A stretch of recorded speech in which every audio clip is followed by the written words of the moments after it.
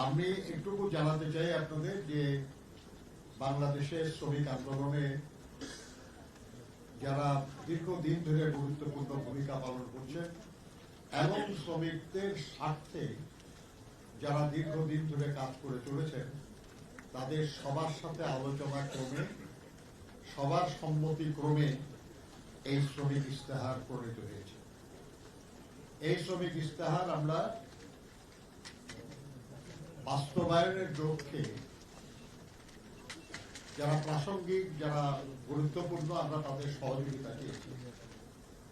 আমরা জানি যে বাংলাদেশে মাত্র মাসখানেকের মধ্যে একটা জাতীয় নির্বাচন অনুষ্ঠিত হতে যাচ্ছে, আর এই নির্বাচনের মাধ্যমে যারাই রাষ্ট্র পরিচালনার দায়িত্বে আসবেন এই শ্রমিক ইস্তেহার বাস্তবায়নের গুরু দায়িত্ব তাদের উপর বর্তাবে।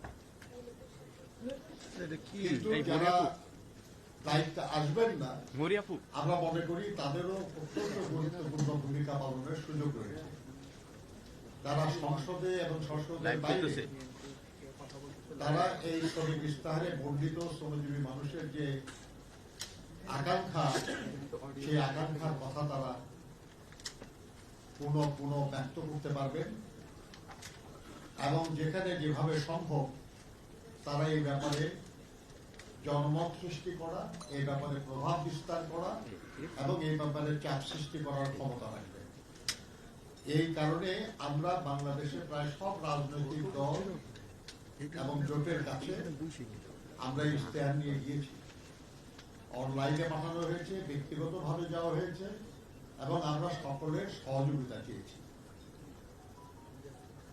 আমরা যে দাবিগুলির, যে প্রসঙ্গগুলির, যে আকাঙ্ক্ষাগুলির এই ইশতেহারে ব্যক্ত করা হয়েছে এর কোনোটাই খুব নতুন কিছু না।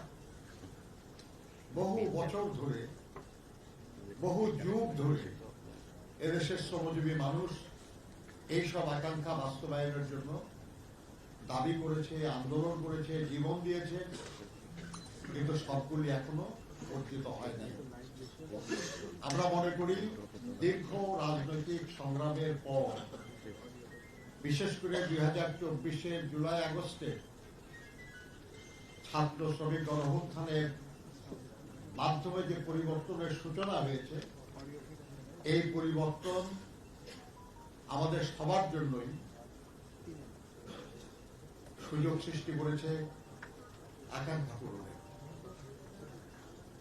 আমরা মনে করি যে রাজনৈতিক দলগুলি তারা জনগণকে প্রতিনিধিত্ব করেন আর শ্রমজীবী মানুষ এই জনগণের একটা গুরুত্বপূর্ণ অংশ। একটু আগে আমার সহকর্মী বলছিলেন যে বাংলাদেশের সরকারি হিসাবেই প্রায় 7.5 কোটি শ্রমজীবী মানুষ আছে। আমরা যখন স্বাধীনতা অর্জন করি সেই সময় বাংলাদেশের জনসংখ্যা ছিল 7.5 কোটি, আর এখন শ্রমজীবী মানুষের সংখ্যা